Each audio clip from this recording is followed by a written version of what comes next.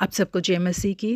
इस सुबह के समय हम एक वचन अध्ययन करेंगे जो रोमियो की पत्री 8वें अध्याय के 28वें वचन से है। हम जानते हैं कि जो लोग परमेश्वर से प्रेम रखते हैं उनके लिए सब बातें मिलकर भलाई ही को उत्पन्न करती है, अर्थात उन्हीं के लिए जो उसकी इच्छा के अनुसार बुलाए हुए हैं। समुद्री यात्रा को बेहद पसंद करने वाले और पानी के जहाज में भारत आने के लिए निकले जवान ही थे रॉबर्ट क्लेव। जिस जहाज में वो यात्रा कर रहे थे वो बहुत बड़ी तूफान में फंस गया और जिस तरफ हवा का झोंका उसे लेके गया वहां जाकर वो ठहर गया। अंत में वो राह भटकते हुए उत्तर अमेरिका के बंदरगाह में जाकर खड़ा हो गया। उस जगह पर रॉबर्ट क्लेव को और उनके साथ जितने भी लोग यात्रा कर रहे थे उन सभी को बहुत लंबे समय तक इंतजार करना पड़ा था। इस तरीके से वो लोग जब उत्तरी अमेरिका में इंतजार कर रहे थे उस दौरान रॉबर्ट क्लेव को पोर्चुगीज भाषा सीखने का एक मौका मिल गया। इसलिए अपने इंतजार के समय को उन्होंने पोर्चुगीज भाषा को सीखने के लिए इस्तेमाल कर लिया। इस तरीके से इंतजार के दौरान रॉबर्ट क्लेव ने जिस पोर्चुगीज भाषा को सीखा था, जब वो भारत घूमने के लिए आए तो उस भाषा ने उन्हें